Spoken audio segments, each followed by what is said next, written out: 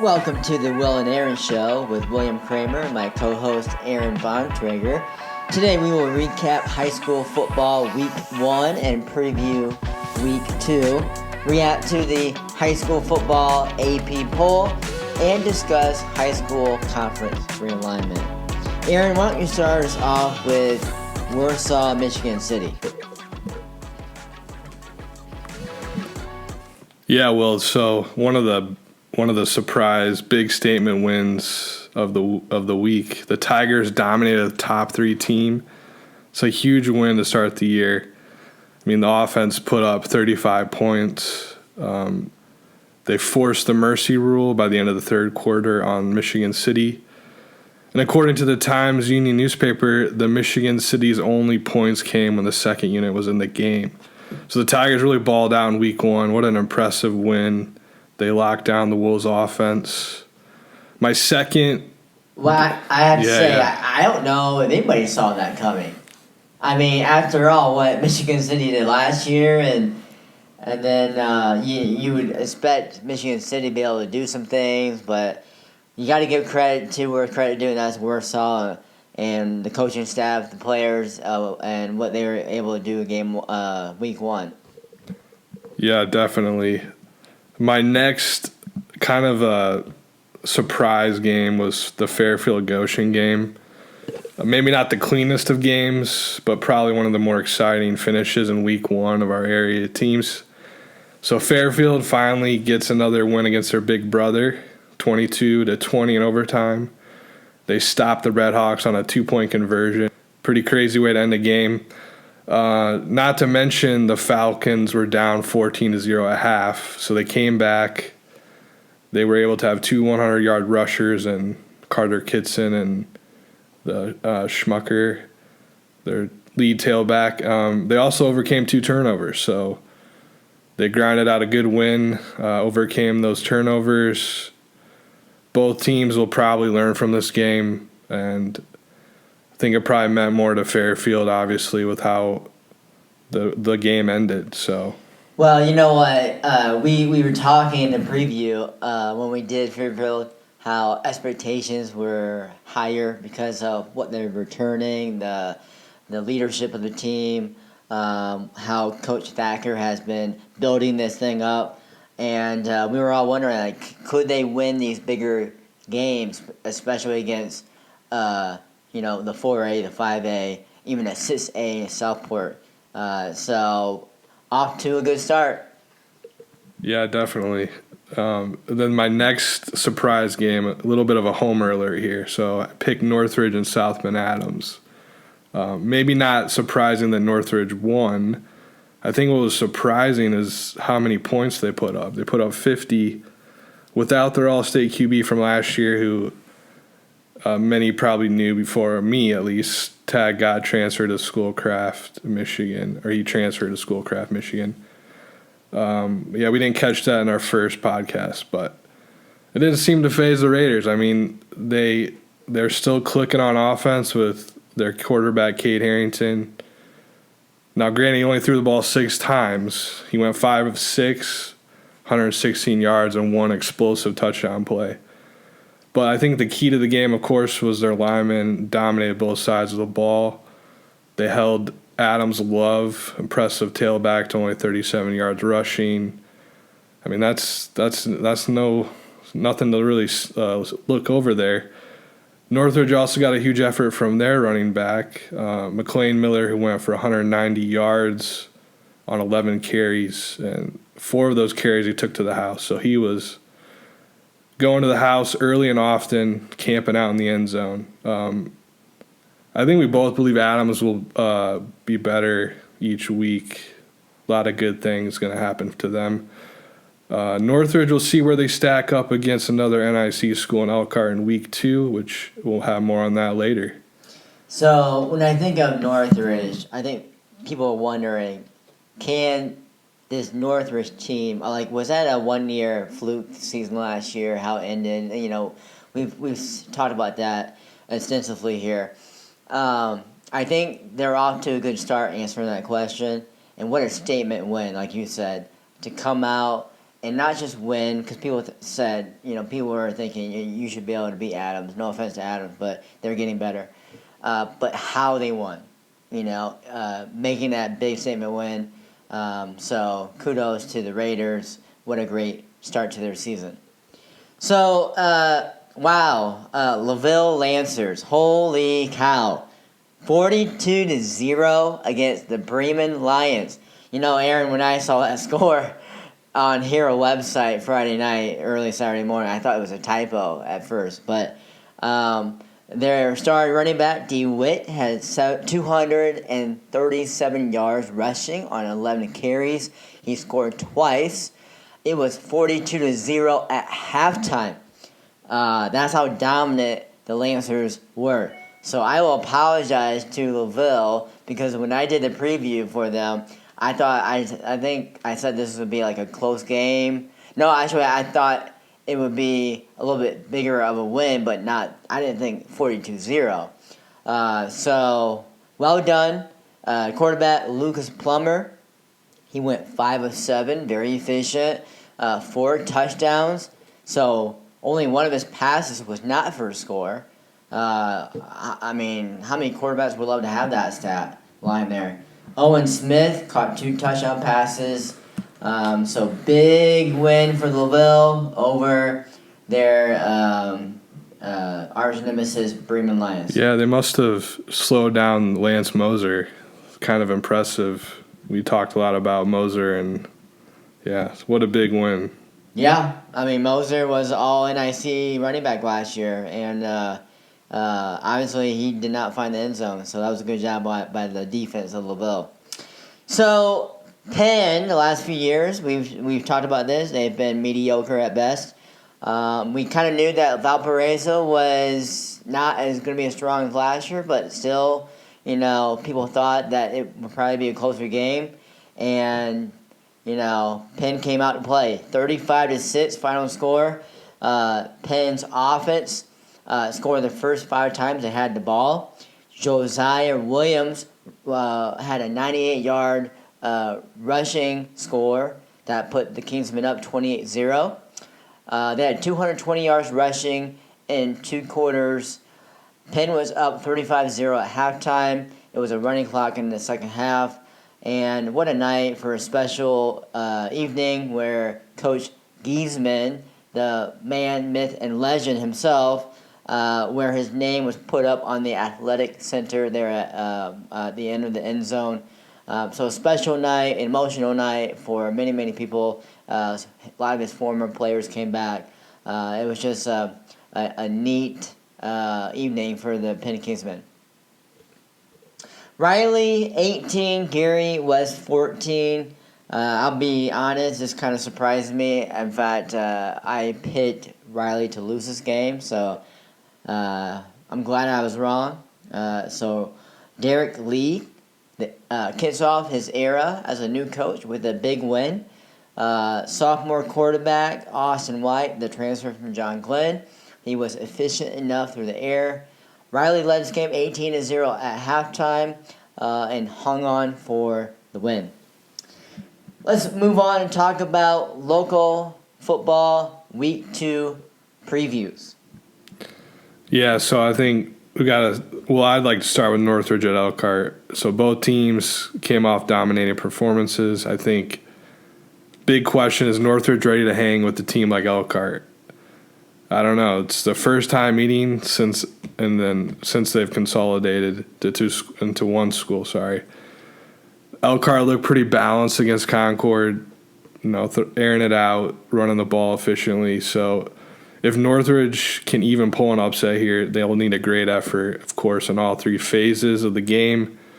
Can the Raiders secondary bend but not break against Brady Kruper and his aerial assault to receivers like Rodney Gates? Can the Raider front and outside linebackers make it uncomfortable for him in the pocket? My heart says Raiders, but my head says Elkhart will get the win in this first matchup. Aaron, I know that's hard. That's got to be hard for you to say. Now, Elkhart, it looks like early on that they could be a problem in the playoffs in Sectional 2. And what a great early test for the Raider football team. Even if they lose this game, they'll be able to take away a lot of things from film, situations. They'll learn a lot. You know what they say as coaches, you learn more when you're in the valley than when you're on the mountaintop. Well, we're going to find out a whole lot about this this Northridge football team. Yeah, definitely. Warsaw hosts 5A Chesterton. This is a game that's intriguing to both of us. So Chesterton, who's receiving votes in 5A like Warsaw is coming into week 1. Chesterton comes off beating number 10 Hobart, who's number 10 in the 4A class. The Trojans are young on both sides, or on the defensive side. They'll look to run the ball and control the clock. I think this could play into the hands of Warsaw, who does a similar thing. Will Warsaw's lines fire off the ball and dominate again against the Trojans? I think I'm going to go with the Tigers riding off the momentum and pulling out a W in a smash-mouth battle with Chesterton. All right, going with the Tigers.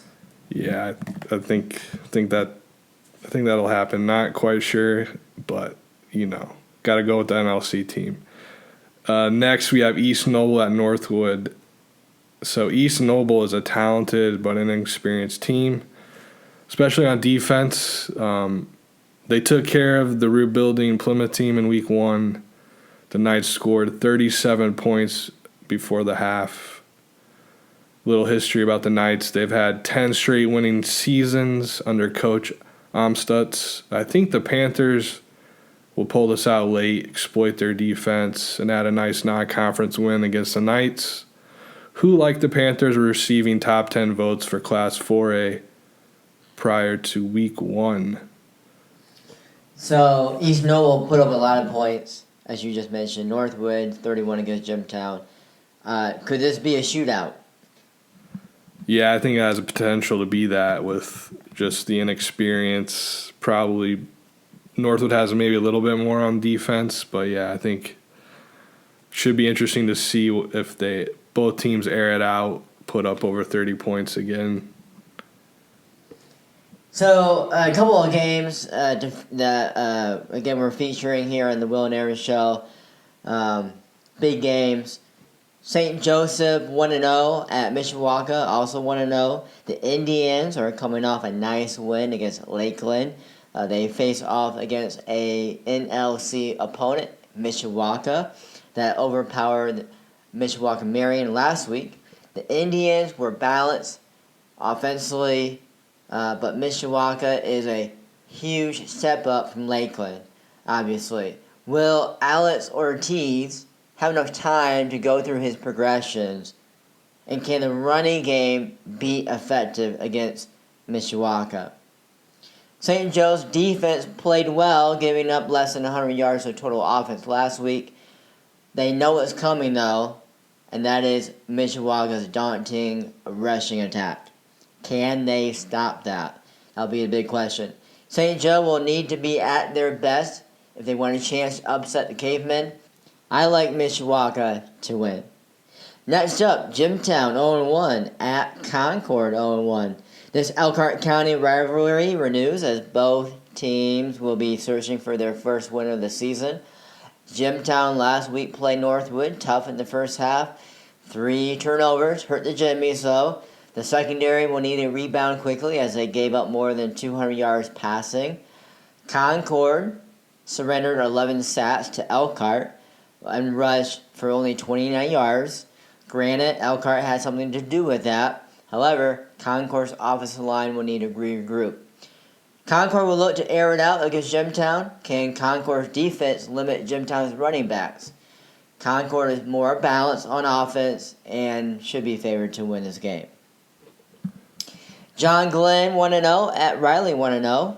Last week, John Glenn beat Boone Grill. No surprise there. What was a surprise was Riley beating Gary West, and we already mentioned that. Gary West was 6-3 last year, returned to key players. Great win for the Wildcats. Riley's looking to continue their momentum as they begin conference play with this huge North-South divisional matchup.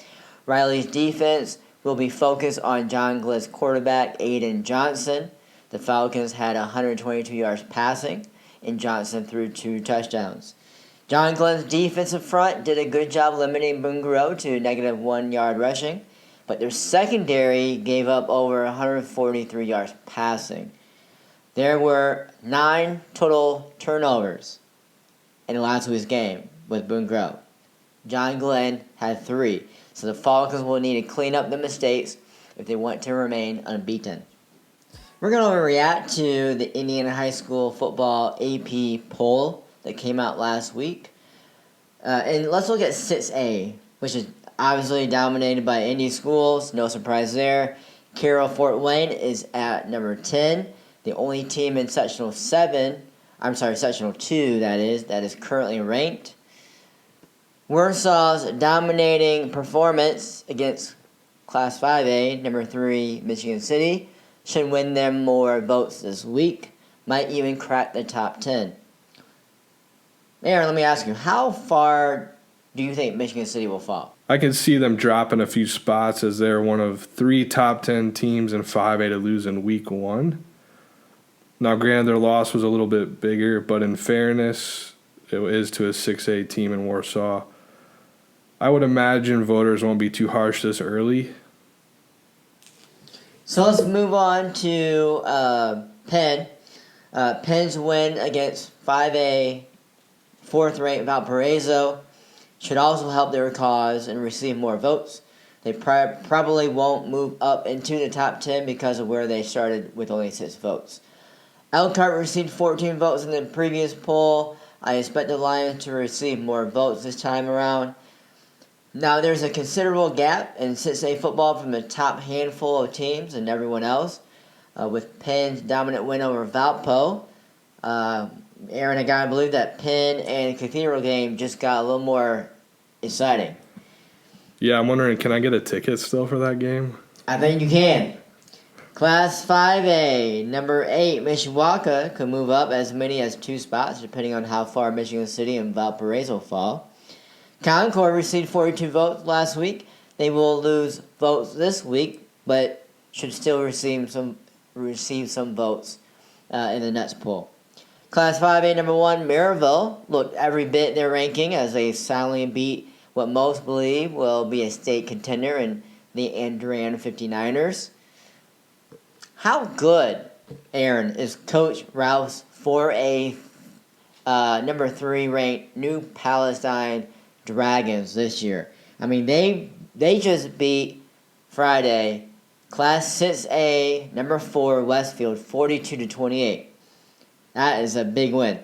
With 4A number 1 Mount Vernon Fortville losing to Noblesville, I can see the Dragons leapfrogging Roncalli and move up to that number 1 slot.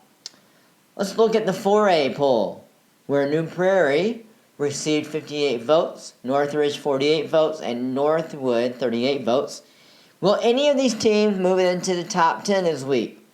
Well, depends on how far number 7 Evansville Memorial, number 9 Leo, and number 10 Hobart fall, because all 3 of them lost. Evansville Memorial lost badly to number 8 Jasper. Number 9 Leo lost badly to unranked Kokomo. And number 10 Hobart lost to Class 5A Chesterton.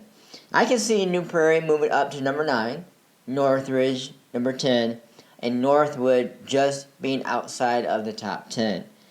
Now, St. Joseph had 2 votes, so it'll be interesting to see how many votes they receive this week. Yeah, it'll be something to see how voters value those 3 area teams, their wins. New Prairie is likely in the top 10 because they started with more votes, kind of like what you said. Do the voters like Northridge's 5A win over South Bend Adams or Northwood's win over Jimtown 3A more? Marion was ranked number 4 in 3A. Question is, how far will they drop after their defeat to Mishawaka? Will the voters penalize Marion for playing a ranked team 2 classes above them? What do you think, Aaron? How far should Marion drop? I think AP voters should consider the quality of their opponent. Marion's drop shouldn't be as big if you look at other 4A schools. Number 6 Lawrenceburg lost to number 6 4A East Central 38-3. Number 7 Danville got blown out by 5A Franklin. So I can see Marion dropping to number 9 or 10. So Jimtown had 24 votes last week in Class 3A. Even despite Jimtown's loss to 4A Northwood, Jimtown should receive some votes this week. Let's go to 2A, where number 1 ranked Andrean lost to 5A number 1 Maryville, and 2A number 4 Fort Wayne Lures lost to 6A number 10 Carroll. Both Andrean and Lures will remain in the top 10, with everyone else winning. It's tough to see LaVille cracking the top 10. LaVille had 40 votes last week. That is number 12. The number 11 team, Brownstown, has more votes than LaVille. And maybe LaVille closes that gap a little bit in this next poll. If you are enjoying our podcast and want to donate, please find the donation link in our show notes. Any donation, no matter how small, will make a big difference in helping us bring you better quality podcast shows.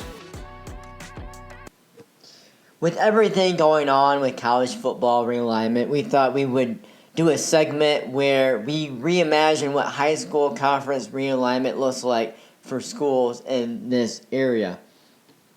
Now, we took into consideration geography, enrollment, and history, with enrollment the biggest factor. Let's start with the Northern Indiana Conference. The following teams: Penn, Elkhart, Warsaw, Goshen, and South Bend Adams. Penn has the largest enrollment at 3,345 students. Adams with the smallest enrollment, 1,917 students. There are a total of 5 teams, which some of you might be thinking, how is that even possible to have 5 teams in a conference? Well, there are a handful of conferences in Indiana with 4 or 5 teams in them. So the NIC would not be a standalone conference in regards to 5 teams. The longest drive for any one team is Warsaw and Adams, which is 1 hour. Football-wise, Penn, Elkhart, and Warsaw look to be the dominating programs, with Goshen and Adams on the rise. Schedule-wise, you're only going to be playing 4 conference games, which will open up 5 games to schedule each team as they desire. You can still get your Warsaw and Northwood, or your Goshen and Concord, or your Adams and Riley game. Those would just be non-conference games now. Let's think of the other sports. Boys basketball, for example. You know, what a conference this would be. You're thinking of, Marcus Burton at Penn, facing off against Jackson Gold of Warsaw and their great squad, Just the matchups would be unbelievable in this conference. Girls basketball, you got to think of, Penn and Elkhart leading that conference. All these schools bring something to the table in various sports, which would make a compelling argument that this new conference would be competitive and a fun conference to be part of. Yeah, that would be interesting for sure. Well, so I'm going to take a look at a new look NLC. Looks pretty similar, but the schools of New Prairie and South Bend Raleigh will be replacing Warsaw and Goshen. The largest enrollment is Concord with 1,694 students, and the smallest would be Northwood with 888. The conference would still have 8 teams that include Concord, Mishawaka, Northridge, Plymouth, South Bend Riley, New Prairie, Wawasee, and Northwood. The longest drive would be between New Prairie and Wawasee, which clocks in just over an hour. Football and basketball-wise, it would be an interesting race with these additions. And then you have the familiar NLC schools and rivalries. Schedule-wise, it would stay to 7 conference games. There will be 2 non-conference games that they could schedule. Hey, Will, we could bring back the backyard brawl between Penn and Mishawaka. Let's do it. It's time for our last conference. We're creating a brand new conference called the Tri-County Conference because the schools in this new conference come from Marshall, St. Joseph, and Elkhart counties.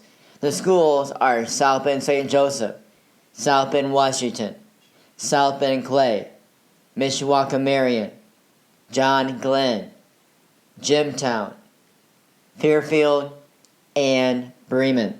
The largest enrollment is St. Joe with 806 students. The smallest enrollment, Bremen, 503 students. The longest drive is 15 minutes between Fairfield and John Glenn. The Holy War is still intact. You still have Jimtown, Bremen, Clay, Washington. There are a total of 8 schools. Schedule football-wise, each school will have 7 conference games with 2 non-conference opponents. St. Joe, Marion, Jimtown would be contenders with Bremen, John Glenn, and Fairfield looking to make some noise. Now, if you look at boys basketball, you know this would be a great conference. Marion, St. Joe, Washington, John Glenn. Girls basketball, you have to throw in Washington, Marion, St. Joe as the top tier. And then the middle tier, you would have Fairfield, John Glenn, Bremen. Aaron, what excites you the most about the Tri-County Conference? Yeah, I think I like the enrollment piece because all these schools have relatively close enrollments. I just think it would level the playing field, making it fair, giving some teams some hope and confidence that they can compete every year, and no matter what sport it is, really. Also, you could have some new rivalries that emerge, you know. How about a yearly Fairfield-Jimtown Conference football showdown? Both teams kind of in a similar position right now. I like the fact that we kept the NIC North and South division pretty much intact, except for Riley moving on. Yeah, I think it'd be an interesting conference, to say the least. All right, thanks for listening to the Will and Aaron Show. Tune in next week as we recap high school football games and preview Week 3 big games. We'll also share our top 5 college football teams and top 5 Notre Dame games we're most looking forward to watching this season. Please subscribe and leave us a review wherever you get your podcasts. That helps us grow the show. Also, follow The Will and Aaron Show on Facebook, Twitter, and YouTube for updates. You can find links in our show notes. Thanks for listening. Signing off from The Will and Aaron Show.